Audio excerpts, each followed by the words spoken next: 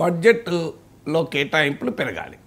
ఆ కేటాయింపులు ఆ స్థాయిలో పెరగాలి. ఇప్పుడు 50 లక్షల కోట్లు కేటాయించారు అని మన ఫిగర్ చూస్తాం. కానీ వాస్తవంగా జీడిపిలో భాగంగా చూస్తే లాస్ట్ ఫైనాన్షియల్ ఇయర్లో ఇట్ వాజ్ 14.6% ఆఫ్ జీడిపి. ఇప్పుడు అది 14.2% ఆఫ్ జీడిపికి పడిపోయింది. అంటే జాతీయ ఆదాయంలో భాగంగా చూసినప్పుడు